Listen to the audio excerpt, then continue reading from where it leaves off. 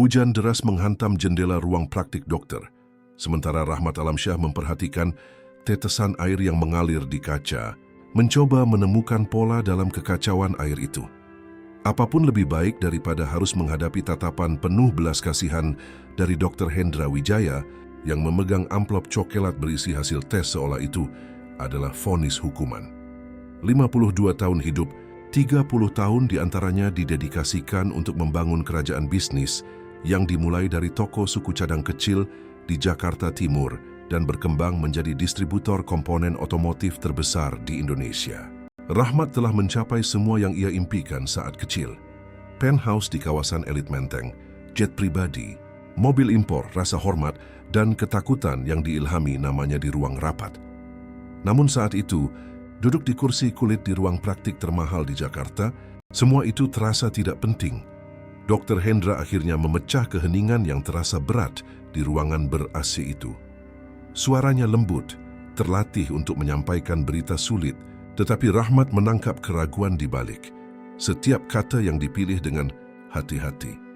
Hasil tes mengonfirmasi apa yang telah diumumkan oleh rasa sakit yang terus-menerus dan kelelahan konstan selama berbulan-bulan.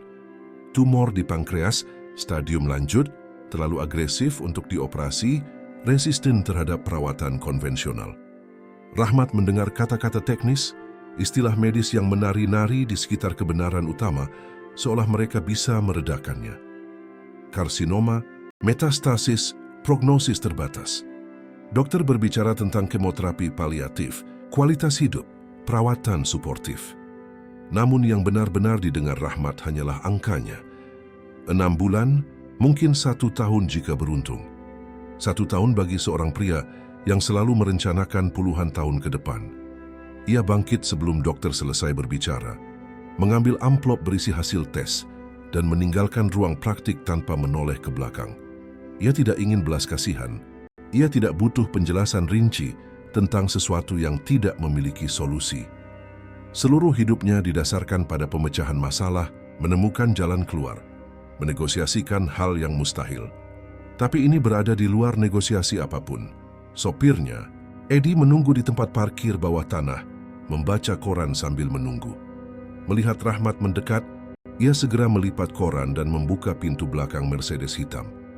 Ia telah mengenal bosnya selama 15 tahun dan tahu kapan waktunya untuk diam. Ekspresi wajah Rahmat lebih tertutup dari biasanya, bahunya tampak memikul beban tak terlihat. Selama perjalanan menuju kantor, Rahmat melihat keluar jendela mobil yang gelap, memperhatikan kota berlalu seperti film, di mana ia bukan lagi protagonis. Jakarta berdenyut dengan energi kacau seperti biasa. Orang-orang berlarian di trotoar basah, pedagang kaki lima melindungi dagangan mereka dari hujan yang kembali turun, para eksekutif berbicara di ponsel sambil berebut taksi. Semua orang terburu-buru, semua orang punya rencana, semua orang berasumsi bahwa mereka akan memiliki hari esok. Ponsel bergetar keras di saku jasnya. Rahmat mengabaikannya. Ia tahu itu pasti Julia, asisten eksekutifnya, menagih jawaban tentang pertemuan dengan investor Jepang yang dijadwalkan sore itu. Atau mungkin Marcel, direktur keuangan, ingin membahas angka kuartal. Mungkin juga Karina, mantan istrinya, menagih kenaikan tunjangan yang ia bayar dengan patuh setiap bulan, meskipun ia tidak lagi memiliki kewajiban hukum untuk melakukannya. Ia menikahi Karina 25 tahun lalu ketika ia masih seorang pengusaha menengah dengan ambisi besar. Karina cantik, elegan, berasal dari keluarga terpandang Jakarta yang menambah jenis kehormatan sosial yang tidak bisa dibeli dengan uang. Selama 10 tahun, mereka mempertahankan kepura-puraan pernikahan yang sempurna. Makan malam amal, perjalanan ke Eropa, foto di majalah Sosialita. Tetapi Karina menginginkan suami yang hadir, percakapan di akhir hari perhatian. Dan Rahmat hanya tahu cara memberi cek. Perceraian itu dilakukan secara diam-diam dan mahal, tanpa anak untuk diperebutkan atau dilukai, hanya inventaris dingin dari 1 dekade, bersama yang dibagi di antara pengacara. Karina mendapatkan rumah di puncak dan kompensasi yang besar. Rahmat mendapatkan kesendirian dan bisnisnya. Saat itu tampak seperti kesepakatan yang adil. Sekarang, 15 tahun kemudian, ia bertanya-tanya apakah ia telah salah. Bernegosiasi. Mereka tiba di gedung, berkaca di Jalan Sudirman, tempat kantor pusat distributor Alam Syah berada. 30 lantai kaca dan baja yang memantulkan awan mendung. Namanya terukir dalam huruf besar di fasade tuan warisan kekaisarannya. Dan untuk apa? Untuk siapa? Rahmat memasuki lift pribadi yang langsung menuju lantai 30, tempat ruang presidensialnya berada. Pintu tertutup dengan desisan mekanis dan ia melihat dirinya terpantul di cermin. Rambut beruban yang terpotong rapi, setelan Italia yang sempurna, dasi sutra citra kesuksesan. Tetapi mata yang cekung dan warna kulit kekuningan mengkhianati sesuatu yang tidak bisa disembunyikan oleh pakaian mahal mana. Pun Nexting Julia mencegatnya begitu ia keluar dari lift, pirang, efisien, selalu dengan agenda di tangan dan 3 pulpen di saku blazernya. Ia mulai menghujani informasi tentang janji, tugas yang tertunda, panggilan mendesak. Rahmat mengangkat tangan, menghentikan aliran verbal itu. Batalkan semuanya hari ini, katanya dengan suara yang tidak menerima perdebatan. Julia berkedip kaget. Agenda masih terbuka di tangannya. Semuanya ulang Rahmat, rapat, panggilan, janji. Katakan saja saya ada urusan mendadak. Ia mengangguk masih bingung dan memperhatikannya memasuki ruang presidensial dan menutup pintu. Akhirnya sendirian, Rahmat berjalan ke jendela panorama yang mendominasi pemandangan kota. Di bawah sana, Jakarta membentang ke segala arah, lautan beton dan kaca yang diselingi area hijau. Berapa kali ia berdiri di jendela yang sama, merencanakan ekspansi, menghitung keuntungan, merancang akuisisi. Kota itu selalu menjadi papan catur, di mana ia menggerakkan bidaknya dengan presisi bedah.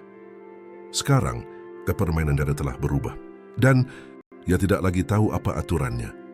Ia mengambil telepon dan memutar nomor yang tidak ia hubungi selama berbulan-bulan. 3 dering sebelum suara wanita menjawab. Karina tampak benar-benar terkejut mendengar suaranya di luar siklus penagihan dan pembayaran yang biasa.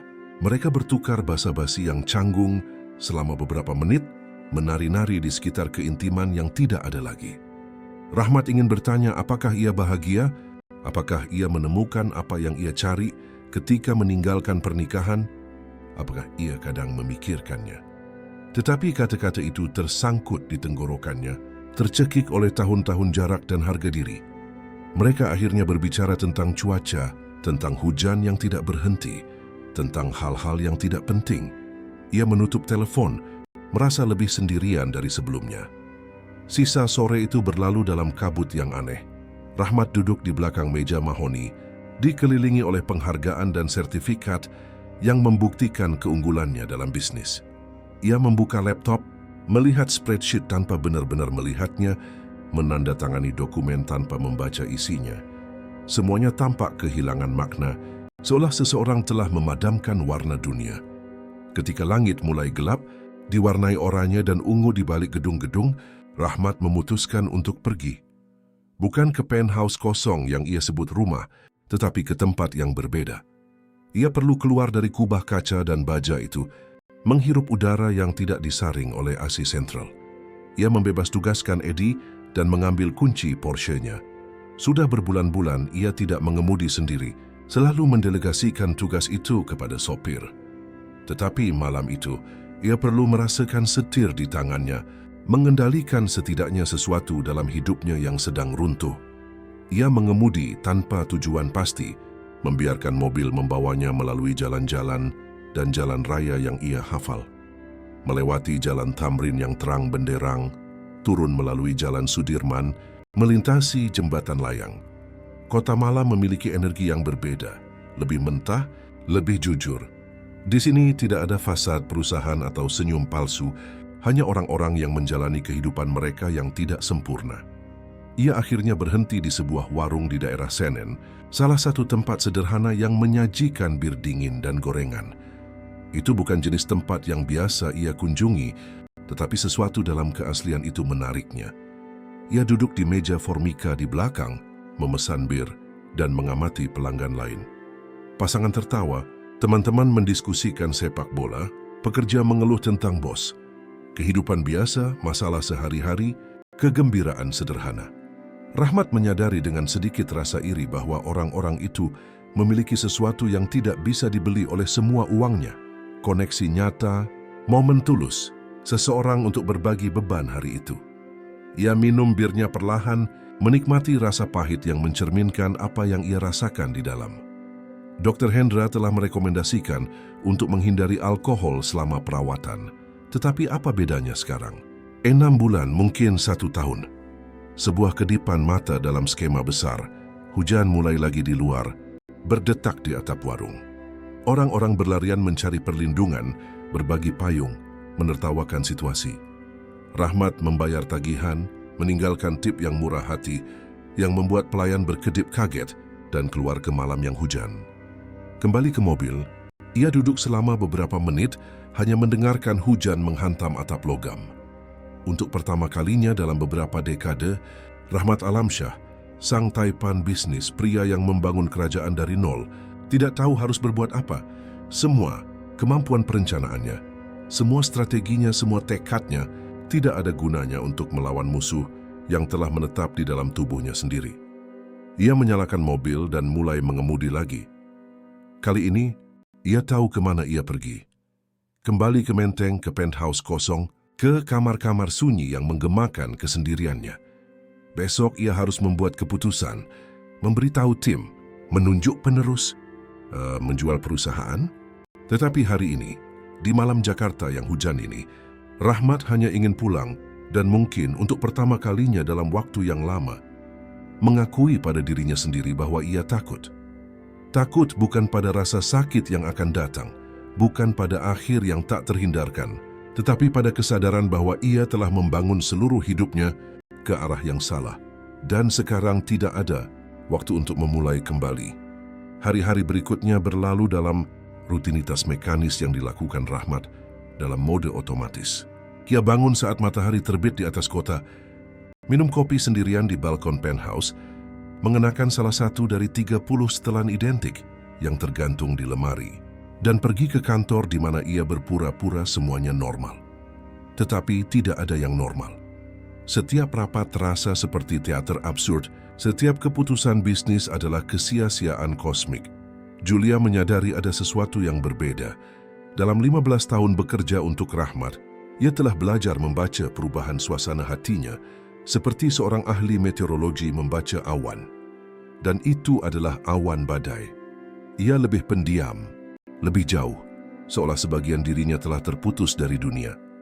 Tetapi setiap kali ia mencoba bertanya apakah semuanya baik-baik saja, ia mengalihkan pembicaraan dengan keahlian seseorang yang menghabiskan hidupnya menghindari percakapan pribadi. Pada hari Kamis minggu itu, Rahmat membuat keputusan. Ia tidak akan memberitahu siapapun tentang penyakitnya. Belum. Mungkin tidak akan pernah. Gagasan untuk menjadi objek kasihan, melihat tatapan penuh belas kasihan yang dimiliki Dr. Hendra di wajah setiap orang di sekitarnya, tidak tertahankan. Ia telah membangun reputasinya di atas kekuatan dan kendali. Ia tidak akan menghancurkannya sekarang dengan mengungkapkan kelemahan. Tetapi ada sesuatu yang perlu ia lakukan. Sesuatu yang telah ia tunda selama bertahun-tahun karena harga diri dan keras kepala. Sematu, ia mengambil telepon dan memutar nomor yang ia hafal tetapi tidak pernah ia gunakan. 3. Dering. 4. Pada dering kelima, suara berat menjawab. Dipenuhi kejutan dan kecurigaan. Riko, kata Rahmat, menggunakan nama panggilan yang tidak ia ucapkan selama hampir 1 dekade.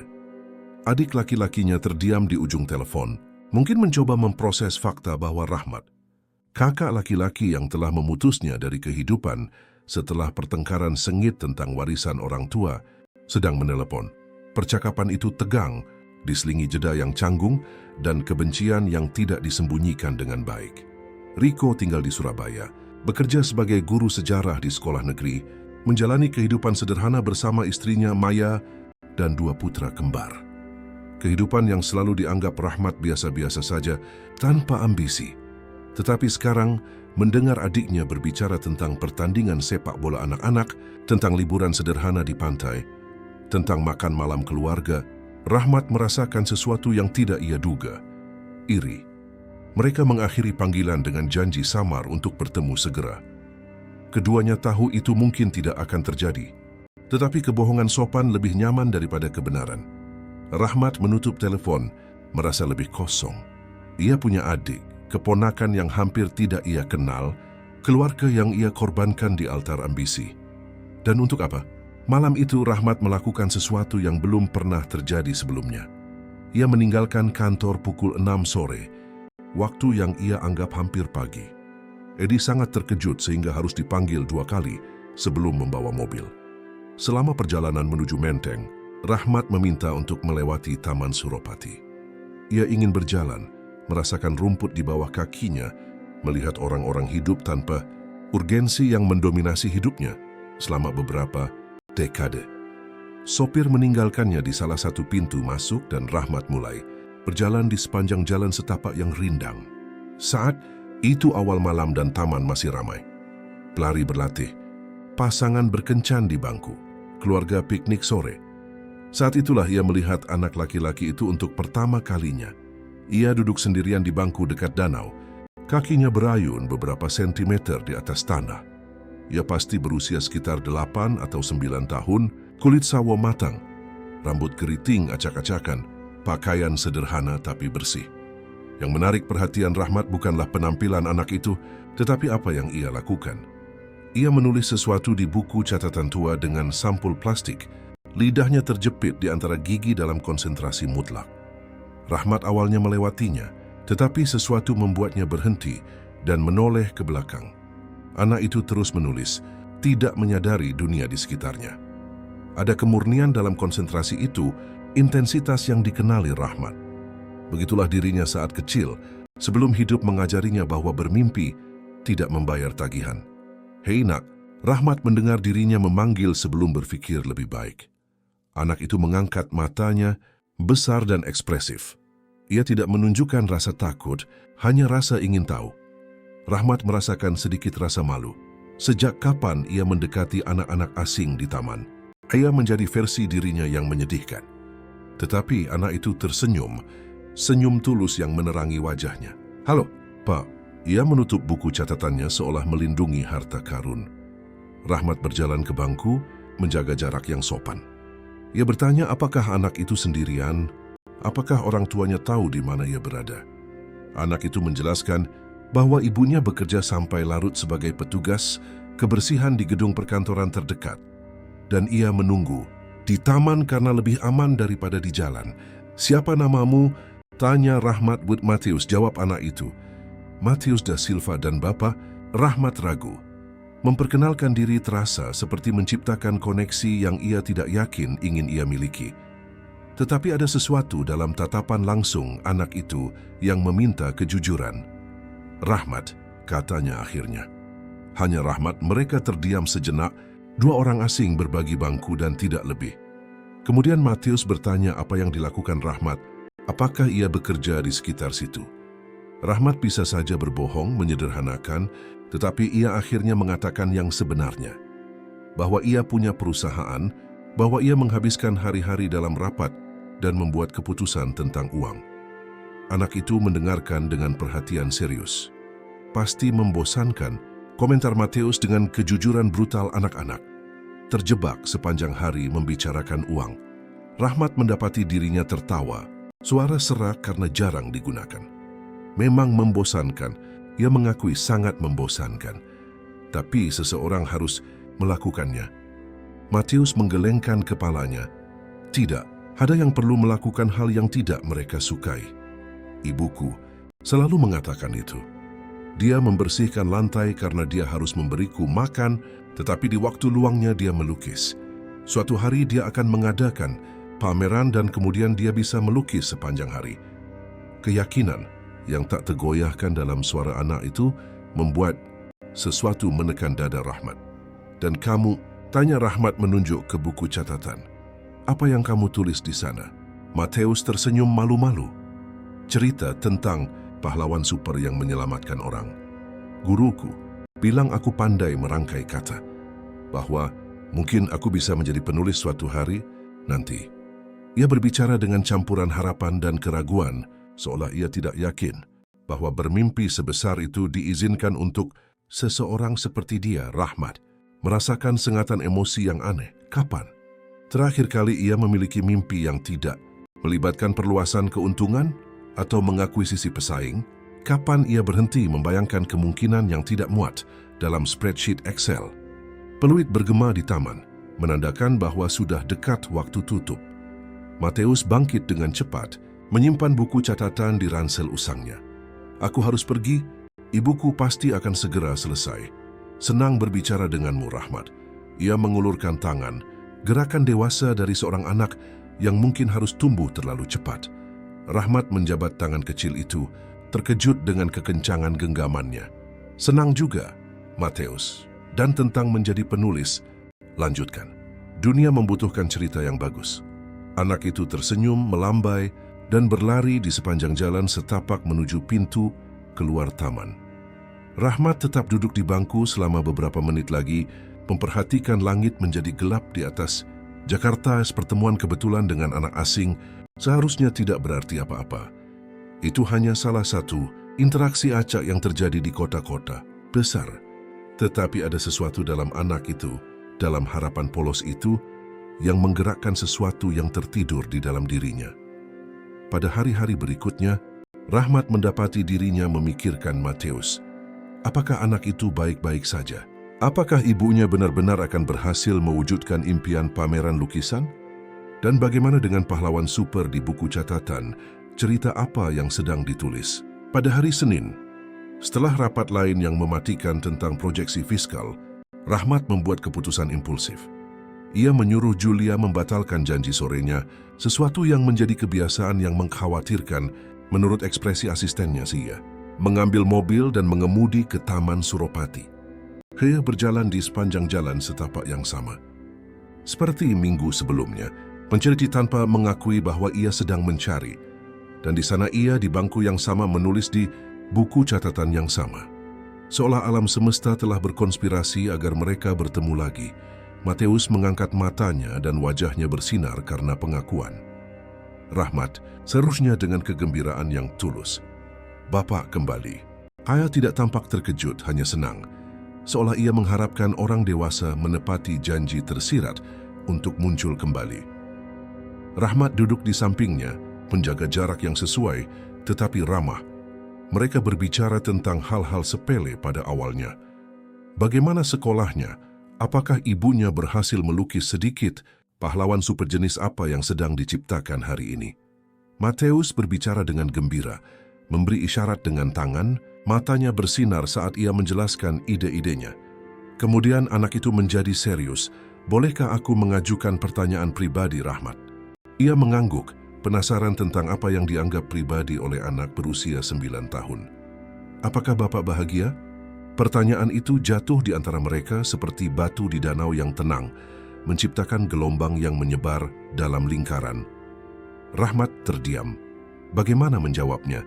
Bagaimana menjelaskan kepada seorang anak bahwa kebahagiaan adalah konsep yang ia berhenti anggap relevan puluhan tahun yang lalu? Bahwa ia mengganti kepuasan dengan kesuksesan, kegembiraan dengan pencapaian, koneksi dengan kemenangan? Kurasa tidak, jawabnya akhirnya dengan kejujuran yang mengejutkannya. Kurasa aku menghabiskan begitu banyak waktu mencoba untuk sukses, sehingga aku lupa untuk bahagia. Kata-kata itu keluar mentah, tanpa polesan, langsung dari tempat yang terluka yang ia sembunyikan dari semua orang, termasuk dirinya sendiri. Mateus mengangguk seolah itu masuk akal di dunia. Guru filsafatku, ia menekankan kata itu dengan bangga, mengatakan bahwa kesuksesan tanpa kebahagiaan, seperti memiliki banyak mainan, tetapi tidak ada teman untuk bermain bersama. Apakah Bapak punya teman untuk bermain bersama, Rahmat? Kesederhanaan metafora itu menghancurkan.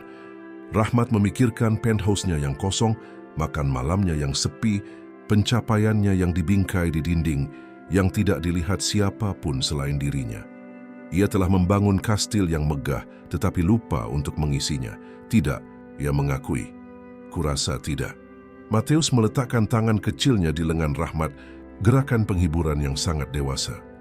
Tapi belum terlambat, nenekku selalu bilang, sebelum dia pergi, ia berhenti sejenak dan Rahmat mengerti eufemisme itu, bahwa kita selalu bisa memulai lagi.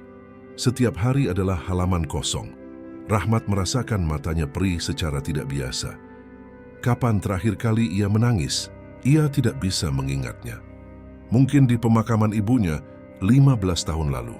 Mungkin bahkan tidak saat itu. Ia berdeham, mengusir emosi.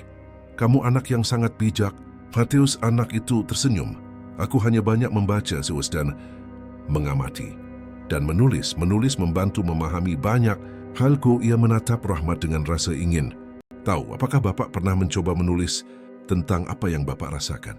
Rahmat hampir menertawakan ide itu.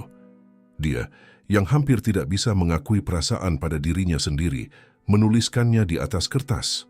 Tetapi ada sesuatu yang menggoda dalam saran itu. Cara untuk menertibkan kekacauan yang telah menetap di benaknya sejak diagnosis. Mungkin aku harus mencoba, katanya sambil berpikir. Matius segera merobek selembar kertas dari buku, catatannya dan menawarkannya bersama dengan pensil. Mulai sekarang, tulis satu hal yang Bapak rasakan. Rahmat melihat kertas kosong di tangannya. Pensil terasa berat seolah terbuat dari timah. Kata tunggal apa yang bisa merangkum pusaran di dalam dirinya. Takut, kesendirian, penyesalan, perlahan. Dengan tulisan tangan yang tidak ia gunakan sejak masa sekolah, ia menulis satu kata. Tersesat, kata tunggal itu di atas kertas tersesat, tampak berdenyut dengan kehidupan sendiri. Matius membacanya dalam diam, ekspresinya terlalu serius untuk anak seusianya. Kemudian ia mengambil kembali kertas itu, membalikkannya, dan mulai menulis sesuatu di baliknya. Rahmat memperhatikan, dengan rasa ingin tahu saat pensil menari di halaman, membentuk huruf-huruf yang hati-hati. Ketika selesai, Matius melipat kertas itu menjadi 4 bagian, menciptakan persegi kecil. Simpan ini, katanya menyerahkannya kembali kepada Rahmat. Tapi hanya baca ketika Bapak benar-benar membutuhkannya. Bapak akan tahu kapan saatnya. Ada kesungguhan dalam permintaan itu yang membuat Rahmat menerimanya tanpa bertanya, menyimpan kertas terlipat di saku dalam jasnya. Mereka berbicara sedikit lagi sebelum peluit taman menginterupsi mereka lagi. Tetapi kali ini, sebelum pergi, Matius membuat Rahmat berjanji bahwa ia akan kembali. Bukan besok, karena ibunya libur dan mereka akan menghabiskan hari bersama. Tetapi lusa, di tempat yang sama, waktu yang sama, Rahmat berjanji, terkejut dengan ketulusan komitmennya sendiri. Kembali ke penthouse malam itu, Rahmat mengeluarkan kertas terlipat dari saku dan meletakkannya di atas meja rias kamar. Ia menatapnya selama beberapa menit, menahan godaan untuk membukanya. Ada sesuatu yang hampir sakral dalam cara Matius menyerahkannya, seolah itu adalah jimat atau pesan terenkripsi dari alam semesta. Bapak akan tahu kapan saatnya, kata anak itu. Dan sesuatu dalam diri Rahmat ingin menghormati itu. Hari-hari berikutnya membawa perubahan halus, namun nyata dalam rutinitasnya. Rahmat masih pergi ke kantor, masih menandatangani dokumen, dan membuat keputusan. Tetapi ia mulai mendelegasikan lebih banyak, mempercayai tim direkturnya, untuk menyelesaikan masalah yang sebelumnya ia bersikeras untuk mengelola secara mikro.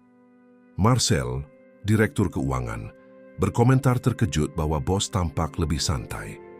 Julia hanya mengamati dalam diam, khawatir tetapi terlalu menghormati untuk mengganggu privasi Rahmat. Pada hari Rabu, sesuai janji Rahmat kembali ke Taman Suropati. Matius sudah ada di sana, tetapi kali ini tidak sendirian.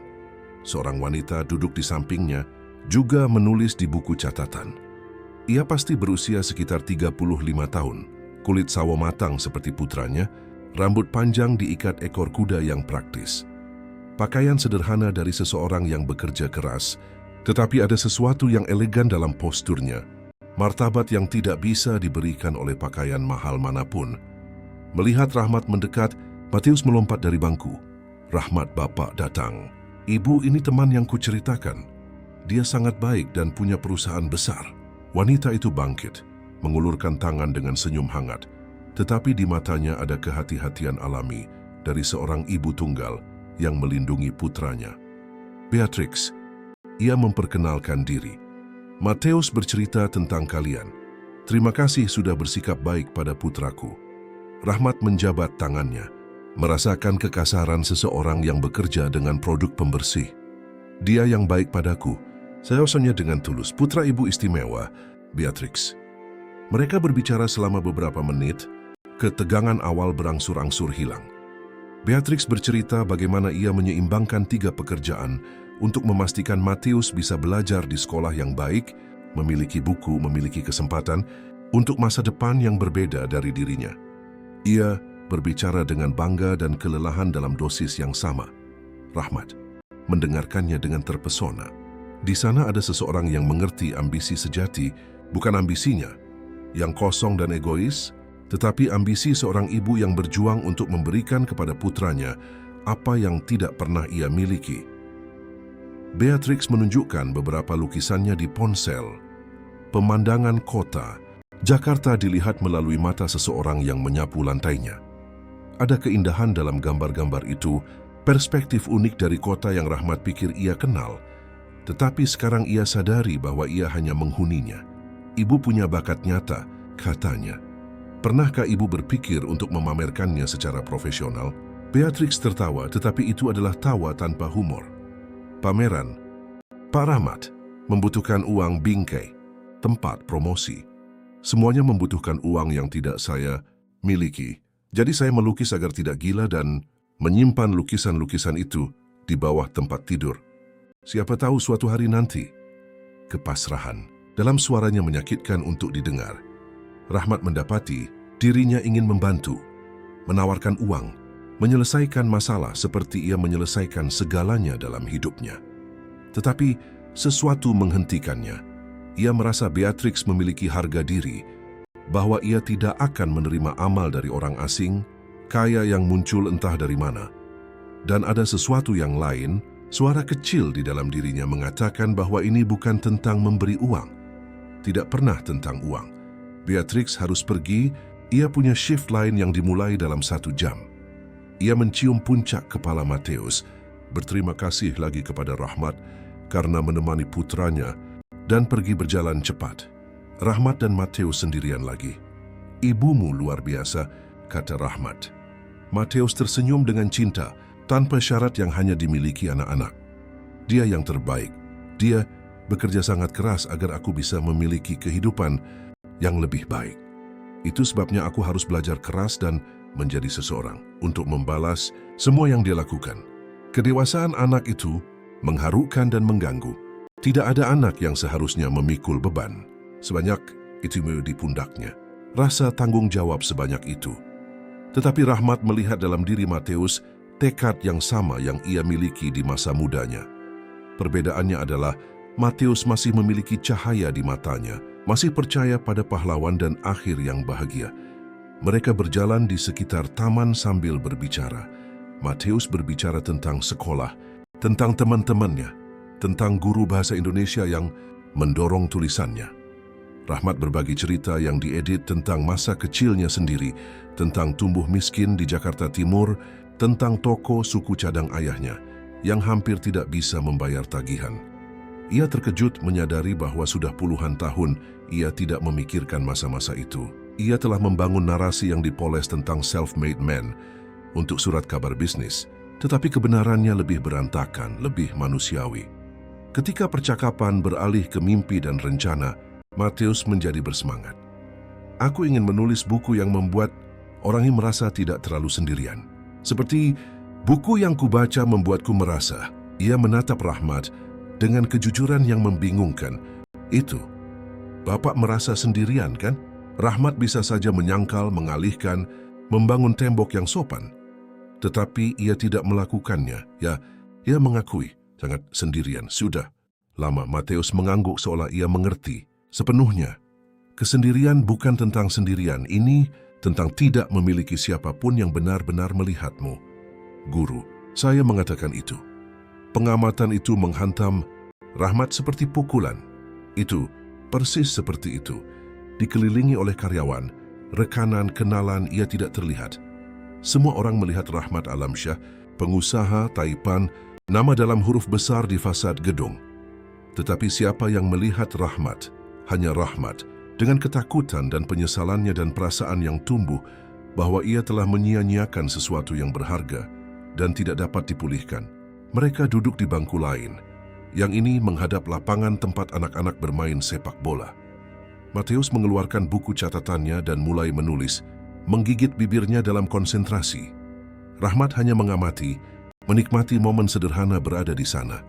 Tanpa agenda, tanpa tujuan, tanpa perlu menghasilkan, atau menaklukkan atau mengesankan.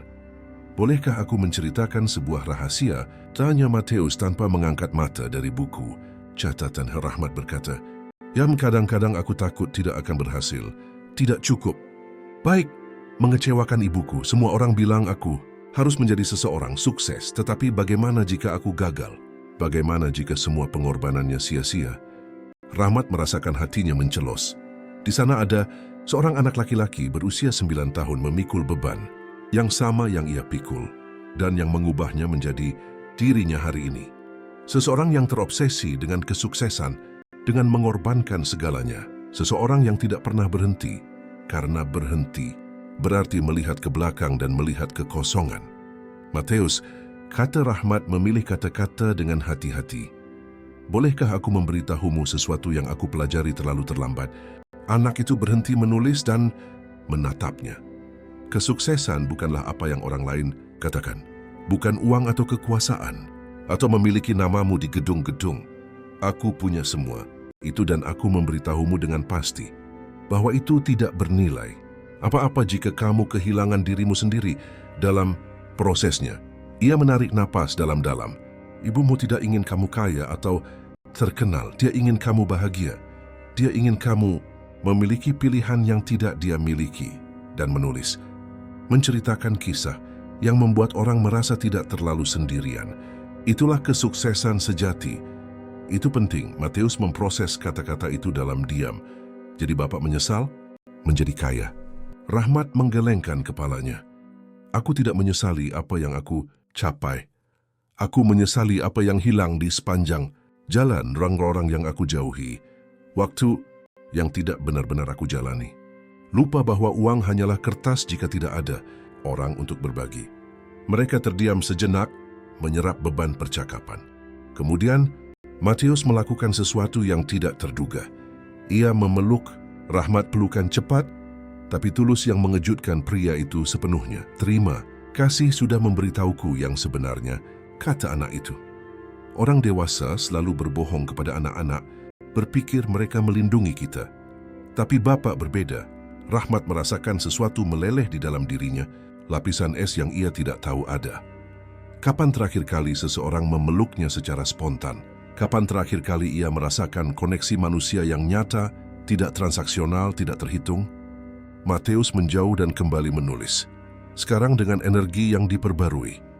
Rahmat tetap mengamati, memikirkan semua pilihan yang telah ia buat, semua jalan yang tidak ia ikuti. Ia memikirkan panggilan dengan Rico yang berakhir dengan janji kosong. Ia memikirkan Karina dan tahun-tahun yang ia sia-siakan dalam pernikahan tanpa cinta. Ia memikirkan karyawan yang ia perlakukan sebagai bagian dari mesin yang efisien. Dan ia memikirkan kertas terlipat di meja riasnya dengan satu kata yang ia tulis dan sesuatu yang ditulis Matius di baliknya. Bapa akan tahu kapan saatnya. Apakah saatnya sudah tiba? Apakah alam semesta mencoba mengatakan sesuatu kepadanya melalui anak yang tidak terduga itu yang muncul dalam hidupnya tepat ketika semuanya runtuh? Peluit taman membuat mereka bangkit. Matius menyimpan buku catatannya, merapikan ranselnya. Kita bertemu lagi, tanyanya dengan harapan di matanya. Rahmat mengangguk ya selalu. Itu adalah janji besar, mungkin terlalu besar. Tetapi pada saat itu di bawah langit oranye senja Jakarta, Rahmat ingin percaya bahwa ia bisa memenuhinya. Mereka berpisah di gerbang taman. Rahmat melihat Matius bergabung dengan ibunya yang sudah menunggu. Keduanya berjalan bersama menuju halte bus. Dua pejuang menghadapi kota yang tidak ramah hanya dengan cinta dan harapan. Rahmat berdiri di sana sampai mereka menghilang di keramaian. Malam itu, sendirian di penthouse, Rahmat mengambil kertas dari meja rias. Ia duduk di balkon, Kota yang terang benderang membentang sejauh mata memandang. Semua lampu itu, semua kehidupan itu, semua cerita yang tidak akan pernah ia ketahui. Ada keindahan dalam keluasan itu, tetapi juga kesendirian yang menghancurkan. Ia membuka lipatan kertas perlahan. Di sana ada katanya, tersesat dalam tulisan tangan dewasa tetapi gemetar. Ia membalik kertas itu, dan di sana, dalam tulisan tangan Matius yang rapi, ada jawaban yang ia tidak tahu ia butuhkan. 3 kata sederhana yang menembus semua pertahanannya. Kata-kata yang ditulis seorang anak laki-laki, berusia 9 tahun untuk seorang pria berusia 52 tahun. Kata-kata yang membawa kebijaksanaan yang melampaui usia. Atau pengalaman, masih ada waktu. Masih ada waktu. Rahmat membaca ketiga kata itu berulang kali sementara langit Jakarta menjadi gelap sepenuhnya. 3 kata yang sekaligus merupakan janji dan tantangan. Waktu untuk apa sebenarnya? Aimunah cepat perbaiki apa yang ia rusak. Untuk membangun apa yang tidak pernah ia mulai. Untuk hidup sungguh-sungguh sebelum waktu, ironisnya, benar-benar habis. Malam itu Rahmat tidak bisa tidur. Ia tetap di balkon sampai dini hari. Catatan itu di tangannya, kota berdenyut dalam keheningan di bawah sana. Untuk pertama kalinya dalam beberapa minggu, sejak diagnosis yang mengubah hidupnya menjadi hitungan mundur, Rahmat tidak hanya merasakan ketakutan atau kemarahan atau keputusasaan. Ia merasakan sesuatu yang berbeda, kemungkinan. Keesokan paginya, hari Jumat, Rahmat tiba di kantor dengan sebuah rencana. Bukan jenis rencana strategis yang biasa ia buat untuk akuisisi atau ekspansi, tetapi sesuatu yang lebih mendasar. Rencana untuk memulihkan bagian dari dirinya yang ia pikir hilang selamanya. Ia memanggil Julia ke ruangan dan, untuk pertama kalinya dalam 15 tahun, ia benar-benar bertanya tentang dirinya. Bukan tentang agenda atau laporan, tetapi tentang hidupnya. Ia menemukan bahwa Julia memiliki seorang putri berusia 7 tahun, Sofia, yang menyukai balet tetapi sekolah tari itu mahal. Ia menemukan bahwa Julia bermimpi mengambil gelar pascasarjana dalam manajemen, tetapi tidak punya waktu antara pekerjaan dan menjadi ibu tunggal. Ia menemukan bahwa asistennya adalah orang yang utuh, dengan mimpi dan ketakutan, dan seluruh kehidupan yang terjadi di luar kantor itu. Rahmat merasa malu karena tidak pernah bertanya sebelumnya. Setelah Julia pergi, terkejut dan terharu dengan percakapan itu, ia memanggil rapat individu dengan setiap direktur. Marcel dari keuangan, Ana dari pemasaran, Jaka dari operasi. Dengan masing-masing, ia melakukan hal yang sama. Mematikan mode pengusaha dan menyalakan mode manusia. Ana menangis saat bercerita bahwa ibunya menderita Alzheimer stadium lanjut, bahwa ia menghabiskan malam tanpa tidur karena khawatir, bahwa ia merasa terbelah antara pekerjaan dan keluarga. Jaka mengaku bahwa ia sedang menjalani terapi untuk kecemasan, bahwa tekanan jabatan memengaruhi kesehatannya. Marcel mengakui bahwa pernikahannya di ujung tanduk, bahwa ia hampir tidak melihat anak-anaknya tumbuh. Rahmat mendengarkan semuanya, dan untuk pertama kalinya, ia tidak menawarkan solusi korporat atau harapan agar mereka meninggalkan masalah pribadi di luar. Ia menawarkan empati yang serius, ia menawarkan fleksibilitas, ia menawarkan kemanusiaan. Sesuatu telah berubah dalam dirinya, seolah catatan Matius telah membuka bagian jiwanya yang ia bekukan selama beberapa dekade. Sore itu, ia melakukan hal lain yang tidak terpikirkan. Ia menelepon Rico. Kali ini, percakapan itu berbeda. Rahmat mulai dengan meminta maaf. Permintaan maaf atas pertengkaran tentang warisan, atas pemutusan mendadak, atas tahun-tahun harga diri yang bodoh. Suara Rico bergetar di telepon. Mereka berbicara selama hampir 2 jam, membongkar kebencian yang dibangun bata demi bata selama 1 dekade. Rico bercerita tentang si kembar, Pedro dan Paulus, yang sekarang berusia 13 tahun. Bagaimana mereka adalah siswa yang baik, bagaimana mereka bermain sepak bola di tim sekolah, bagaimana mereka bertanya tentang paman kaya yang tidak pernah mereka lihat. Rahmat merasakan sedikit kehilangan. Ia punya keponakan remaja yang tidak ia kenal, yang tumbuh dengan keyakinan bahwa ia tidak peduli. Mereka mengatur makan siang untuk hari Minggu, sesuatu yang sederhana di rumah Rico di Surabaya. Hanya keluarga, tanpa kemewahan, tanpa formalitas, Hanya orang-orang yang mencoba membangun kembali jembatan yang terbakar. Rahmat menutup telepon, merasa lebih ringan daripada bertahun-tahun. Tetapi ada seseorang lagi yang perlu mendengar. Malam itu, Rahmat mengemudi ke apartemen Karina di Kemang. Ia menjawab interkom dengan terkejut, jelas curiga dengan kunjungan tak terduga ini. Tetapi ia membiarkannya naik.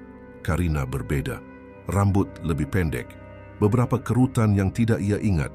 Tetapi ada sesuatu di matanya yang tidak ada sebelumnya. Kedamaian. Mungkin ia telah menjalani hidup setelahnya. Rahmat menyadari. Kehidupan yang tidak berputar di sekitar harapan yang tidak terpenuhi dan makan malam yang sepi. Mereka minum kopi di ruang tamu kecil yang didekorasi dengan selera, sangat berbeda dari kemewahan tanpa jiwa di penthouse-nya. Rahmat tidak tahu harus mulai dari mana, jadi ia mulai dengan kebenaran. Ia bercerita tentang penyakitnya. Ia melihat keterkejutan di wajahnya, tangannya terbang menutupi mulutnya. Aku tidak ingin belas kasihan, ia menjelaskan dengan cepat. Rian hanya ingin Karina tahu mengapa ia harus mengatakan sesuatu yang seharusnya sudah ia katakan 15 tahun lalu. Karina, kamu pantas mendapatkan yang lebih baik.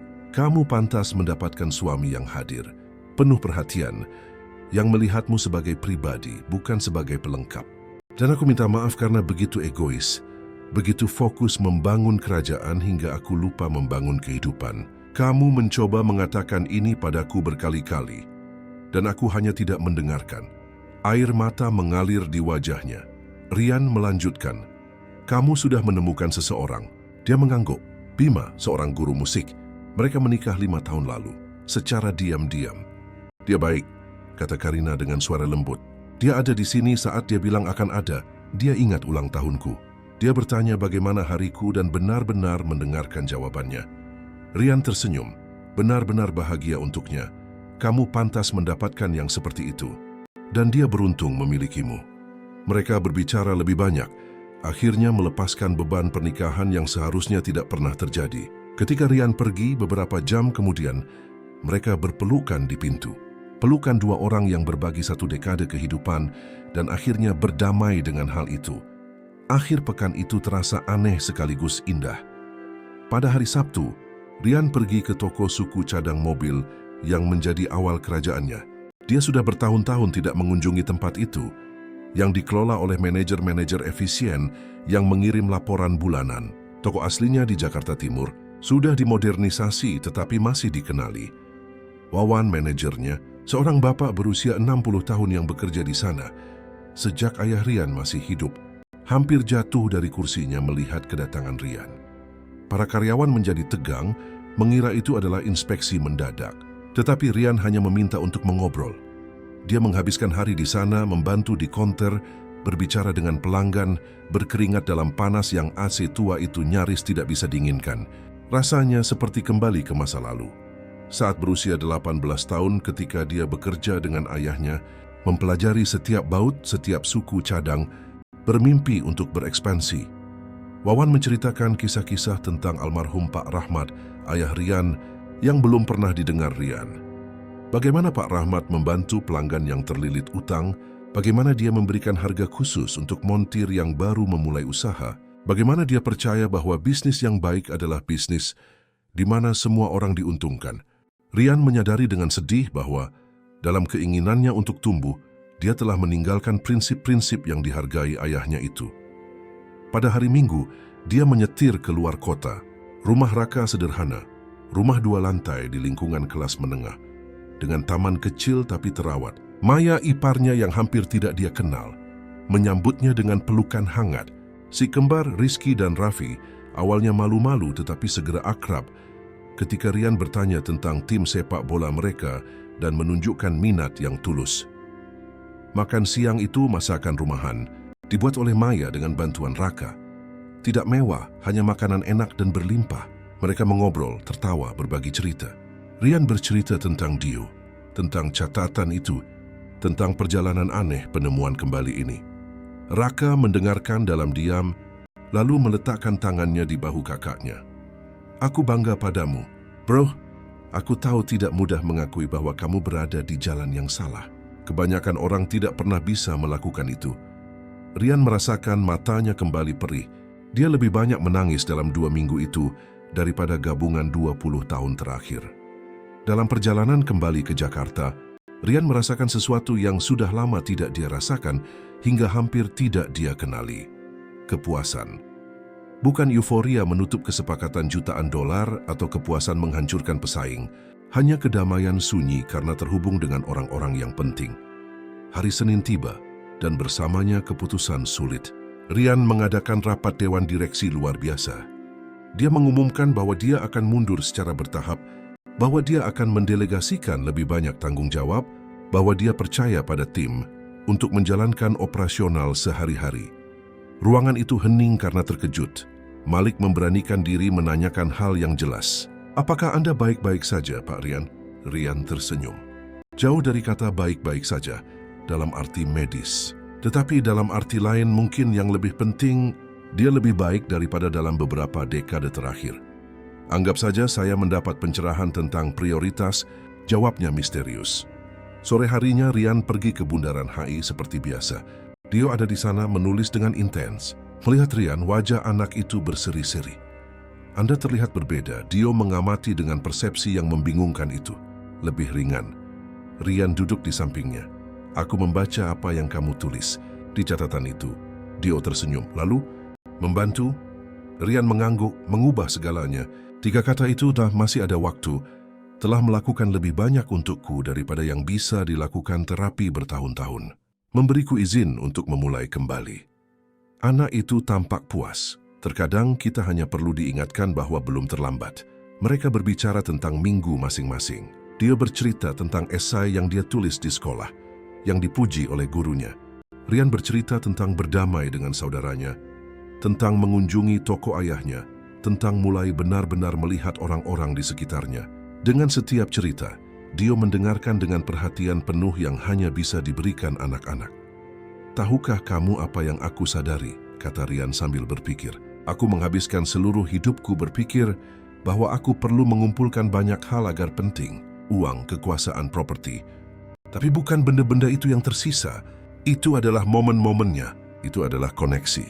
Itu adalah duduk di sini mengobrol denganmu tentang tidak ada dan segalanya pada saat yang sama." Dio terdiam sejenak, mengayunkan kakinya yang tidak mencapai lantai. "Kalau begitu ibu benar." Dia selalu bilang yang penting bukanlah apa yang kamu miliki, tapi siapa dirimu dan bagaimana kamu membuat orang lain merasa. Rian merasakan kebenaran sederhana itu menusuknya sekali lagi. Bunga tiba tak lama kemudian, langsung dari tempat kerja. Dia menyapa Rian dengan hangat. Sudah terbiasa dengan kehadirannya dalam kehidupan putranya. Mereka mengobrol sebentar dan Rian secara impulsif mengajukan undangan. "Maukah kalian makan malam denganku suatu hari nanti? Tidak mewah, hanya ingin mengenal kalian lebih baik." Bunga ragu-ragu, harga diri yang terluka yang Rian kenali, tapi dia melompat kegirangan. "Ayo Bu, kita bisa masak mie buatan ibu yang paling enak sedunia itu." Bunga melihat antara putranya dan Rian, lalu tersenyum. "Baiklah, Sabtu." Rian setuju, merasakan antisipasi yang aneh dan indah. Saat berjalan kembali ke mobil, Rian memikirkan betapa berbedanya hidupnya sekarang dibandingkan dengan hanya 3 minggu yang lalu. Diagnosis itu masih ada, vonisnya masih tidak berubah. Tetapi sesuatu yang mendasar telah berubah. Dia masih punya 6 bulan, mungkin setahun. Dan untuk pertama kalinya, dia bertekad untuk benar-benar menjalani setiap detik. Hari-hari hingga Sabtu berlalu dalam pusaran perubahan. Rian menerapkan kebijakan baru di perusahaan yang membuat semua orang terkejut. Jam kerja fleksibel untuk orang tua, bantuan pendidikan bagi karyawan yang ingin melanjutkan studi, program mentoring di mana dia secara pribadi akan membimbing pengusaha muda dari daerah pinggiran. Seolah-olah dia baru bangun dari tidur 30 tahun. Julia mendapatkan beasiswa penuh untuk pasca sarjana melalui dana yang Rian ciptakan untuk pengembangan profesional karyawan. Anissa berhasil mengurangi jam kerjanya untuk merawat ibunya tanpa kehilangan gaji. Malik mulai pulang lebih awal pada hari Jumat untuk makan malam bersama keluarga. Perubahan kecil yang berarti dunia bagi mereka yang menerimanya. Tetapi itu bukan hanya kemurahan hati perusahaan. Rian menemukan sesuatu yang mengejutkan dalam proses ini. Melihat orang-orang di sekitarnya berkembang, Melihat rasa terima kasih yang tulus di mata mereka, memberinya kepuasan yang tidak pernah diberikan oleh keuntungan triwulanan manapun. Seolah-olah dia telah menemukan jenis kekayaan yang sama sekali berbeda. Pada hari Kamis, dia menerima telepon tak terduga. Dr. Hendra ingin bertemu dengannya untuk membahas hasil tes baru. Rian merasakan perutnya mual. Sejak diagnosis awal, dia menunda kembali ke dokter. Seolah-olah tidak pergi berarti penyakit itu tidak berkembang. Tetapi dia tahu itu ilusi. Dia membuat janji untuk Jumat pagi. Di ruang praktik, Dr. Hendra memiliki ekspresi yang tidak bisa Rian tebak. Tes baru menunjukkan sesuatu yang menarik. Tumornya tidak tumbuh secepat yang diperkirakan. Bahkan, tampaknya telah stabil. Dr. Hendra berhati-hati menjelaskan bahwa ini tidak berarti kesembuhan atau pembalikan, tetapi cukup tidak biasa untuk diperhatikan. Rian mendengarkan dengan tercengang. Stabil bagaimana? Mengapa? Dokter memiliki teori tentang respons imun, tentang variasi individu, tentang sains yang belum sepenuhnya memahami bagaimana tubuh terkadang berjuang dengan cara yang tidak terduga. Tetapi jauh di lubuk hati, Rian merasa dia tahu alasannya, atau setidaknya, dia ingin percaya bahwa dia tahu. Sejak dia membaca catatan Dio, sejak dia mulai benar-benar hidup alih-alih hanya ada, sesuatu telah berubah tidak hanya di pikirannya, tetapi juga di tubuhnya. Ada penelitian tentang ini.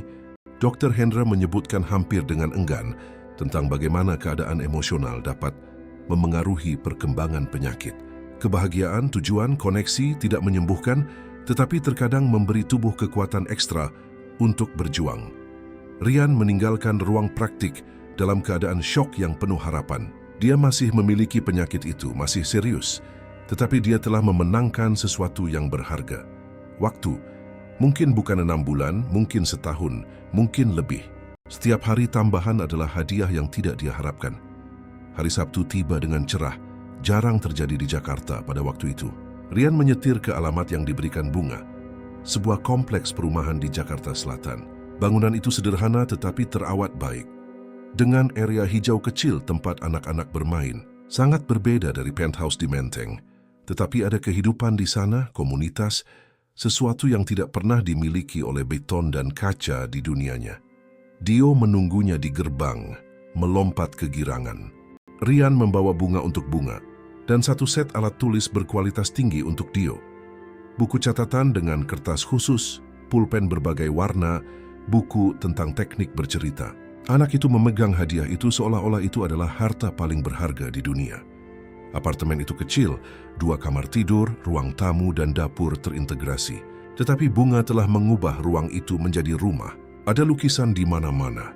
Lukisannya tentang Jakarta yang dilihat dari sudut pandang yang hanya diketahui oleh mereka yang benar-benar menjalani kota itu. Tanaman di jendela, tirai berwarna-warni buatan tangan, foto-foto Dio di setiap fase masa kecilnya.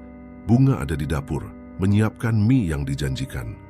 Aroma yang datang dari sana menenangkan, mengingatkan Rian pada masa kecilnya. Pada saat-saat langka ibunya punya waktu untuk memasak sebelum meninggal terlalu muda, dia menawarkan bantuan dan Bunga setelah ragu-ragu menerimanya. Tak lama kemudian Rian sedang memotong tomat, sementara Bunga menyiapkan saus. Dio di ruang tamu menulis di buku catatan barunya. Mereka mengobrol sambil memasak. Bunga menceritakan kisahnya. Tumbuh di panti asuhan di pedesaan, datang ke Jakarta pada usia 16 tahun mencari peluang, hamil muda dari pacar yang menghilang ketika dia tahu berita itu. Membesarkan Dio sendirian, bekerja 3 pekerjaan, tidak pernah menyerah pada impian melukis bahkan ketika itu terasa mustahil. Rian mendengarkannya dengan kekaguman yang tumbuh. Disinilah kekuatan sejati, tekad sejati, bukan miliknya, yang membangun kerajaan tetapi menghancurkan hubungan dalam prosesnya. Tetapi miliknya, yang menjaga martabat dan harapan sambil mengepel lantai orang lain agar putranya bisa memiliki buku. Dan Anda? Tanya Bunga sambil mengaduk saus. Dia bilang Anda sangat kaya, sangat sukses. Tapi dia juga bilang Anda sedih. Atau dulunya, dia bilang Anda sedang berubah. Keterus-terangan pengamatan itu bisa saja menyinggung. Tetapi Bunga berbicara dengan kelembutan, rasa ingin tahu yang tulus. Rian mempertimbangkan bagaimana menjawab. Dia akhirnya mengatakan yang sebenarnya tentang penyakit itu. tentang hidup yang disia-siakan dalam ambisi kosong, tentang catatan yang ditulis Dio dan bagaimana 3 kata sederhana membuatnya mengevaluasi kembali segalanya. Bunga berhenti mengaduk saus dan menatapnya dengan mata berkaca-kaca. Putraku punya hati yang istimewa, katanya lembut. Sejak kecil, dia merasakan hal-hal dengan cara yang berbeda. Dia melihat orang-orang yang sebenarnya. Dan dia berhenti, memilih kata-kata dengan hati-hati. Orang-orang seperti Anda yang tersesat di jalan membutuhkan orang-orang seperti dia untuk mengingat apa yang penting. Tapi dia ragu sebelum melanjutkan. Rian mendorongnya untuk berbicara. Bunga menarik napas dalam-dalam. Aku hanya takut Dio memberikan terlalu banyak dari dirinya sendiri, bahwa dia memikul rasa sakit orang lain di punggungnya. Dia masih anak-anak. Seharusnya dia khawatir tentang permainan dan bermain, bukan tentang menyelamatkan orang dewasa yang tersesat. Tidak ada tuduhan dalam suaranya, hanya kekhawatiran protektif seorang ibu. Rian mengerti sepenuhnya. Anda benar. Dan saya berjanji, tidak akan membebaninya. Tapi dia melakukan sesuatu untuk saya yang jujur saja menyelamatkan saya. Dan saya ingin membalasnya, bukan dengan uang, dia menambahkan dengan cepat, melihat ekspresi Bunga, tapi dengan kehadiran, dengan menjadi seseorang yang bisa dia andalkan, seperti seorang paman mungkin, atau teman yang lebih tua. Bunga mempelajari wajahnya untuk waktu yang lama, lalu mengangguk. Dio membutuhkan figur pria positif dalam hidupnya. Dan Anda tampaknya membutuhkan koneksi sejati. Mungkin kalian bisa saling membantu. Mereka menyegel kesepakatan itu dengan senyuman dan kembali menyiapkan makan malam. Makanan itu adalah salah satu yang terbaik yang pernah Rian miliki. Bukan karena kecanggihan yang nol, tetapi karena kebersamaan, karena ringan, karena tawa yang tulus. Dio menceritakan kisah-kisah rumit tentang karakter yang dia ciptakan. Bunga berbagi anekdot lucu dari pekerjaannya, dan Rian menemukan bahwa dia memiliki bakat untuk membuat suara-suara lucu yang membuat Dio tertawa terbahak-bahak. Setelah makan malam, Bunga menunjukkan lebih banyak lukisan. Rian benar-benar terkesan. Dia memiliki visi artistik yang nyata. Gaya unik yang menangkap jiwa Jakarta dengan cara yang belum pernah dia lihat. Impuls muncul dalam dirinya, tetapi kali ini dia berpikir dengan hati-hati sebelum berbicara. Bunga, katanya memilih kata-kata dengan perhatian. Saya kenal pemilik galeri, Sandi, di Kemang. Dia selalu mencari seniman baru dengan perspektif segar. Bisakah saya menunjukkan karyamu padanya? Saya tidak akan membeli ruang atau memberikan tekanan. Hanya perkenalan yang jujur. Jika dia suka, bagus. Jika tidak, Anda tidak kehilangan apa-apa. Bunga menggigit bibirnya, jelas terbagi antara harapan dan ketakutan akan penolakan. Dia melompat di sampingnya. Lakukan, Bu. Lukisan ibu luar biasa. Bunga melihat antara putranya dan Rian, lalu mengangguk perlahan. Baiklah, tapi hanya perkenalan. Saya sendiri yang akan berbicara tentang pekerjaan saya. Rian setuju segera. Memang seharusnya begitu. Malam berlanjut dengan percakapan dan tawa. Rian menyadari sudah hampir pukul 11 ketika dia melihat jam. Terkejut betapa cepatnya waktu berlalu. Biasanya acara sosial membuatnya lelah, ingin melarikan diri. Tetapi di sini, di apartemen sederhana itu dengan 2 orang luar biasa itu, dia merasa di rumah dengan cara yang tidak pernah dia rasakan di penthouse mewah. Saat berpamitan di pintu, Dio memeluknya erat. Terima kasih sudah datang, Rian, dan terima kasih sudah menjadi temanku. Orang dewasa biasanya tidak benar-benar ingin berteman dengan anak-anak. Tapi Anda berbeda. Rian merasakan dadanya sesak karena emosi. Kehormatan ada padaku, nak. Kamu mengajariku lebih banyak dalam beberapa minggu daripada yang aku pelajari dalam 50 tahun. Bunga juga memeluknya, tidak terlalu tertutup sekarang. Terima kasih sudah melihat putraku, sudah melihatnya yang sebenarnya. Dan terima kasih sudah membiarkan dia melihat Anda juga. Orang-orang tidak melakukan itu lagi, membiarkan orang lain masuk sepenuhnya. Rian hanya mengangguk, terlalu emosional untuk mempercayai suaranya. Dalam perjalanan kembali ke Menteng, Rian menyalakan radio dan mendapati dirinya bersenandung. Kapan terakhir kali dia bernyanyi? Dia tidak bisa mengingatnya. Kota itu melintas di jendela. Jalan-jalan yang sama seperti biasa, tetapi sekarang terlihat berbeda. Lebih berwarna, lebih hidup, lebih penuh kemungkinan. Pada hari Senin, Rian menelepon Sandi dan membuat janji untuk menunjukkan foto-foto lukisan Bunga. Pemilik galeri itu, adalah orang yang eksentrik, tetapi dengan mata yang tajam untuk bakat. Dia melihat gambar-gambar itu dalam diam selama beberapa menit, membuat suara berpikir yang dilakukan oleh para penikmat seni. Siapa dia? Tanyanya akhirnya. Rian menceritakan kisah bunga tanpa memperindah, tanpa menjadikannya orang yang patut dikasihani. Hanya fakta. Seorang wanita berbakat yang bekerja keras dan melukis di waktu luang yang dicuri dari kelelahan. Sandi mengangguk perlahan. Bawa dia ke sini. Sedangki bicara. Saya tidak menjanjikan apa-apa, tetapi ada sesuatu dalam lukisan-lukisan ini. Jiwa, kebenaran, hal-hal yang hilang dalam banyak karya teknis yang saya lihat. Rian meninggalkan galeri dengan hati yang ringan. Dia segera menelepon Bunga. Dia menjawab dengan terengah-engah di antara satu pekerjaan dan pekerjaan lain. Ketika dia bercerita tentang minat Sandi, ada keheningan di telepon. Kemudian isak tangis. Dia menangis. Rian menjadi khawatir, bertanya apakah semuanya baik-baik saja. Semuanya baik-baik saja, dia berhasil berkata di antara air mata. Lebih dari baik-baik saja. Hanya saja aku memimpikan ini begitu lama, hingga kupikir itu tidak akan pernah terjadi. Dan Anda hampir tidak mengenal saya, tetapi Anda melakukan ini untuk saya. Rian merasakan matanya sendiri berkaca-kaca. Anda pantas mendapatkannya. Bunga, bakat Anda pantas dilihat. Minggu itu Rian juga mengatur pertemuan lain. Dia menelepon Raka dan mengusulkan sesuatu yang lebih besar. Makan siang keluarga lengkap, Raka, Maya dan si kembar Bunga dan Dio, dan dirinya sendiri. Menyatukan orang-orang yang menjadi keluarga improvisasinya, sukunya yang dipilih. Makan siang berlangsung di penthouse, tetapi Rian meminta Bunga untuk memasak. Dia awalnya memprotes, tetapi Rian bersikeras. Mereka mengubah dapur desainer yang tidak pernah dia gunakan menjadi ruang yang hangat dan ramah. Si kembar dan Dio langsung akrab, menemukan minat yang sama pada sepak bola dan komik. Raka dan Bunga berbicara tentang tantangan membesarkan anak, menemukan kesamaan meskipun realitas sosial ekonomi mereka berbeda. Maya memuji lukisan-lukisan yang Rian gantung secara strategis di sekitar rumah, karya Bunga. Itu kacau, berisik, dan luar biasa. Penthouse itu tidak pernah sehidup ini.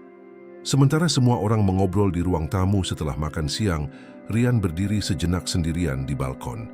Dia melihat ke bawah ke kota dan berpikir tentang bagaimana semuanya telah berubah. Tumor itu masih ada. Dia sesekali merasakan sakit melihat kelelahan yang tidak sepenuhnya hilang, tetapi itu telah stabil. Dan dia telah memenangkan waktu untuk ini, untuk keluarga, untuk koneksi, untuk benar-benar hidup. Dio muncul di sampingnya seperti biasa, menyadari ketika seseorang membutuhkan teman. Anda bahagia sekarang? Tanya anak itu. Itu sebenarnya bukan pertanyaan. Rian menatap wajah muda yang membawa begitu banyak kebijaksanaan itu dan tersenyum. Ya, jawabnya dengan kejujuran total. Untuk pertama kalinya dalam waktu yang lama, aku benar-benar bahagia. 3 bulan berlalu sejak makan malam keluarga di penthouse itu. 3 bulan yang membuktikan bahwa mukjizat tidak perlu menentang hukum fisika, hanya mengubah kehidupan dari dalam keluar. Tumor Rian terus stabil, menentang semua harapan medis. Dr. Hendra berbicara dengan hati-hati tentang remisi spontan, fenomena langka tetapi terdokumentasi, misteri kedokteran. Tetapi Rian tahu kebenarannya jauh di lubuk hati. Bukan hanya tubuh yang berjuang, itu adalah jiwa yang akhirnya menemukan alasan untuk bertahan. Bunga telah mengadakan pameran pertamanya di Galeri Sandi. Itu bukan kesuksesan besar dalam istilah konvensional, tetapi 3 lukisan terjual dan 2 majalah seni membuat artikel tentang karyanya. Yang lebih penting, dia berhasil mengurangi pekerjaannya menjadi 2, mendedikasikan lebih banyak waktu untuk melukis. Impian itu menjadi kenyataan, satu langkah kecil pada satu waktu. Dio terus menulis cerita pahlawan supernya. Rian telah membaca beberapa dan benar-benar terkesan. Ada bakat di sana. Bukan hanya imajinasi anak-anak, tetapi kemampuan nyata untuk menceritakan kisah yang menyentuh hati. Rian menggunakan koneksi untuk mendapatkan penerbit buku anak-anak agar membaca karya anak itu. Mereka menawarkan kontrak untuk menerbitkan koleksi cerita pendek ketika Dio berusia 12 tahun. Raka dan dia sekarang berbicara setiap minggu. Si kembar memanggil Rian paman dan membombardirnya dengan pesan tentang sepak bola dan permintaan untuk mengunjungi penthouse yang mereka anggap tempat paling keren di dunia. Maya bercanda bahwa Rian memanjakan anak-anak itu, tetapi matanya bersinar dengan rasa terima kasih karena mendapatkan kembali keluarga yang dia pikir hilang. Di perusahaan, perubahan yang Rian terapkan membuahkan hasil yang tak terduga. Produktivitas meningkat, tingkat pergantian karyawan turun drastis, dan ada semangat baru di udara, seolah-olah semua orang telah diingatkan bahwa mereka adalah manusia terlebih dahulu dan pekerja kemudian. Malik berkomentar bahwa itu adalah fase terbaik perusahaan dalam beberapa tahun. Saat itu adalah Sabtu pagi yang cerah ketika Rian menerima telepon yang akan mengubah segalanya sekali lagi. Bunga suaranya tegang. Dia perlu menemuinya segera. Dia ada di rumah sakit. Rian merasakan jantungnya berdebar. Dio, katanya cepat. Dio baik-baik saja. Itu hal lain. Dia berjanji untuk segera pergi. Di rumah sakit, dia menemukan Bunga di ruang tunggu. Matanya merah karena menangis. Melihatnya, dia berdiri dan memeluknya erat, tubuhnya gemetar. Rian merasakan panik muncul. Apa yang terjadi? Di mana Dio? Bunga membawanya ke kamar tempat anak itu berbaring di tempat tidur, tampaknya tidur, terhubung ke monitor. Dunia Rian berhenti. Tidak, pikirnya putus asa. Bukan dia, bukan anak yang menyelamatkan hidupnya. Tetapi kemudian dia menyadari sesuatu. Dio tidak dalam kondisi serius. Dia hanya tidur. Napasnya teratur, wajahnya tenang. Bunga melihat kebingungannya dan akhirnya berhasil berbicara. Dalam beberapa hari terakhir, dia menjelaskan Dio lebih lelah dengan sakit punggung. Dia pikir itu hanya pertumbuhan hal anak-anak, tetapi pagi ini dia tidak bisa bangun dari tempat tidur. Dia membawanya lari ke rumah sakit. Para dokter melakukan tes, banyak tes, dan mereka menemukan sesuatu. Rian menahan napas, bersiap untuk berita terburuk yang mungkin. Dio memiliki masalah ginjal. Bunga melanjutkan, suaranya pecah. Gagal ginjal stadium lanjut, bawaan sejak lahir. Yang luput dari perhatian selama bertahun-tahun ini. Dia butuh transplantasi. Tapi dia berhenti, air mata mengalir. Tapi aku tidak cocok. Kami sudah melakukan tes, dan kami tidak punya kerabat lain. Tidak ada siapa-siapa. Pengungkapan itu menimpa Rian seperti longsoran salju. Anak luar biasa itu, yang telah memberinya begitu banyak harapan, begitu banyak cahaya, begitu banyak kehidupan, sekarang membutuhkan bantuan yang tidak bisa diberikan ibunya. Dan antrean untuk transplantasi ginjal panjang terkadang fatal bagi mereka yang tidak punya waktu untuk menunggu. Rian tidak berpikir, tidak menghitung, tidak mengevaluasi risiko. Uji saya, katanya segera. Tes darah saya. Bunga menatapnya tercengang. Rian, Anda tidak bisa, Anda punya penyakit sendiri. Rian memegang tangannya. Saya punya 2 ginjal dan tumor yang stabil. Jika saya cocok, tidak ada diskusi. Dia menyelamatkan hidup saya. Sudah waktunya saya membalasnya. Para dokter awalnya enggan, menyebutkan potensi komplikasi mengingat riwayat medis Rian. Tetapi dia bersikeras, gigih, menggunakan semua tekad yang membangun kerajaannya untuk memperjuangkan sesuatu yang benar-benar penting. Mereka melakukan tes, menunggu hasilnya adalah siksaan. Ketika dokter kembali 2 jam kemudian, ekspresinya tidak bisa ditebak. Lalu dia tersenyum. Kecocokan sempurna. Itu langka, hampir tidak mungkin di antara non-kerabat, tetapi itu terjadi. Seolah-olah alam semesta telah berkonspirasi agar kedua orang ini, jutawan yang tersesat dan anak yang bijaksana, bertemu tepat ketika mereka paling membutuhkan satu sama lain. Beberapa hari berikutnya adalah kabur persiapan bedah, percakapan dengan spesialis, tumpukan dokumen yang tak ada habisnya. Rian menghubungi ahli bedah terbaik, memastikan semuanya akan dilakukan di rumah sakit terbaik dengan tim terbaik. Uangnya akhirnya berguna untuk sesuatu yang benar-benar penting. Dio bangun pada hari kedua dan ketika dia mengerti apa yang Rian rencanakan, dia menangis. Tapi Anda mungkin membutuhkannya, kata anak itu dengan suara lemah. Bagaimana jika tumor Anda kembali dan Anda perlu kuat? Rian duduk di tepi tempat tidur rumah sakit, memegang tangan kecil itu di antara tangannya. Dio, katanya lembut, kamu memberiku sesuatu yang jauh lebih berharga daripada ginjal. Kamu memberiku alasan untuk hidup. Kamu memberiku tujuan. Kamu menunjukkan padaku bahwa masih ada waktu. Catatan yang kamu tulis itu, 3 kata itu menyelamatkanku. Sekarang giliranku untuk menyelamatkanmu. Operasi dijadwalkan untuk minggu berikutnya. Malam sebelumnya, Raka dan keluarganya datang ke rumah sakit. Julia dan para direktur perusahaan muncul dengan bunga dan kartu. Karina menelepon sambil menangis, mengatakan dia bangga padanya. Bahkan Wawan dari toko asli muncul, mengatakan bahwa ayah Rian akan senang melihat pria seperti apa putranya sekarang. Ruang tunggu penuh dengan orang. Keluarga improvisasi Rian. Semua bersatu oleh kekhawatiran tetapi juga oleh harapan. Bunga duduk di antara Raka dan Maya, dikelilingi oleh dukungan. Si kembar menghibur semua orang dengan cerita lucu untuk meredakan ketegangan. Operasi berlangsung 6 jam. 6 jam doa hening, berpegangan tangan komunitas. Ketika ahli bedah akhirnya keluar, lelah tetapi tersenyum, seluruh ruangan tampak menghela napas serempak. Keduanya baik-baik saja. Operasi itu sukses. Ginjal itu berfungsi sempurna di Dio. Pemulihan berjalan lambat tetapi stabil. Rian dan Dio berada di kamar sebelah, saling mengunjungi segera setelah mereka bisa berjalan. Mereka duduk bersama, berbagi keheningan yang nyaman. Terkadang mengobrol, terkadang hanya berada di ruang yang sama. Pada suatu sore, Dio bertanya kepada Rian apakah dia takut. Takut apa? Tanya Rian. Takut telah memberikan sebagian dari diri Anda menjadi lebih lemah. Rian berpikir dengan hati-hati sebelum menjawab. Aku lebih kuat sekarang daripada sebelumnya, karena untuk pertama kalinya, aku melakukan sesuatu yang benar-benar penting.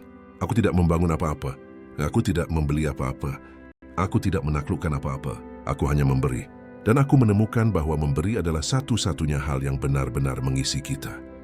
Dio tersenyum, senyum yang menerangi dunia. Anda mengerti, kata anak itu sederhana. Akhirnya mengerti. Dan Rian menyadari bahwa ya, dia mengerti. Hidup bukanlah tentang mengumpulkan, atau menaklukkan, atau mengesankan. Itu adalah tentang menghubungkan. Memberi, mencintai, menjalani setiap momen sepenuhnya, seolah-olah itu yang terakhir. Karena mungkin memang begitu. 3 minggu kemudian, keduanya dipulangkan. Sebuah pesta kecil diadakan di penthouse, yang sekarang menjadi tempat yang hidup penuh dengan kehidupan, tawa, dan cinta. Semua orang ada di sana.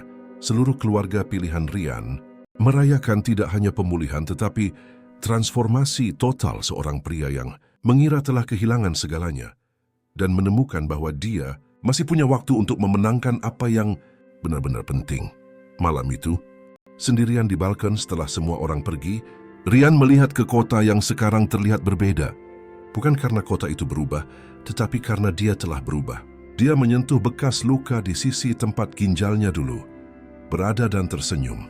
Dia telah memberikan sebagian dari dirinya, dan sebagai imbalannya menerima sesuatu yang tak terukur. Keluarga, tujuan, kehidupan sejati. Catatan Dio masih tersimpan di dompetnya, 3 kata yang mengubah segalanya. Masih ada waktu. Dan dia menggunakan waktu itu bukan untuk membangun lebih banyak kekayaan atau kekuasaan, tetapi untuk membangun sesuatu yang jauh lebih berharga, koneksi nyata, cinta sejati, warisan yang tidak dia ukur dalam dolar, tetapi dalam kehidupan yang tersentuh. Rian tidak tahu berapa banyak waktu yang tersisa. Tumor itu stabil, tetapi kedokteran tidak menawarkan jaminan. Mungkin 6 bulan, mungkin setahun, mungkin puluhan tahun.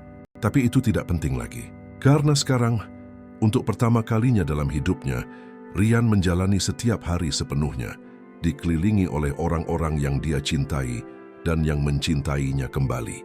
Dan itu, dia sadari dengan kejernihan kristal, adalah satu-satunya jenis kekayaan yang benar-benar berharga. Bulan bersinar di atas Jakarta, jutaan cerita terjadi di bawah tatapan peraknya. Dan di sebuah penthouse di Menteng, seorang pria yang dulunya jutawan yang kesepian dan telah menjadi hanya Rian, teman, saudara, paman, donor, akhirnya memahami arti sebenarnya dari kesuksesan.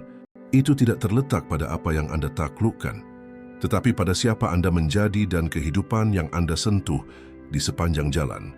Akhir cerita para pendengar yang budiman, kami harap kisah Rian dan Dio telah menyentuh hati Anda secara mendalam. Kisah-kisah seperti ini mengingatkan kita bahwa tidak pernah ada kata terlambat untuk memulai kembali, untuk terhubung kembali, untuk benar-benar hidup. Rian menemukan bahwa kekayaan terbesar bukanlah pada hal-hal yang kita kumpulkan, tetapi pada orang-orang yang kita cintai dan momen-momen yang kita bagi. Jika narasi ini beresonansi dengan Anda, jika Anda juga percaya bahwa masih ada waktu untuk mengubah hidup Anda dan menyentuh hati orang lain, kami ingin sekali mendengarnya. Tinggalkan komentar Anda di bawah. Bagikan refleksi Anda tentang perjalanan ini. Bagian mana dari cerita yang paling menyentuh Anda? Apakah Anda memiliki Dio dalam hidup Anda yang mengajari Anda sesuatu yang berharga? Atau mungkin Anda adalah Dio bagi seseorang? Berlangganan saluran kami agar tidak ketinggalan cerita-cerita berikutnya yang kami siapkan dengan penuh kasih. Setiap narasi adalah jendela menuju jiwa manusia, kesempatan untuk melihat dunia melalui mata yang berbeda. Jangan lupa tinggalkan like jika cerita ini menyentuh hati Anda, karena ini membantu kami terus membawa refleksi ini kepada lebih banyak orang. Dan jika Anda mengenal seseorang yang perlu mendengar pesan bahwa masih ada waktu, bagikan cerita ini. Terkadang 3 kata sederhana dari seorang anak yang bijaksana adalah semua yang kita butuhkan untuk mengubah arah sepenuhnya. Sampai jumpa di kolom komentar dan di cerita berikutnya. Sampai jumpa, Sampai jumpa.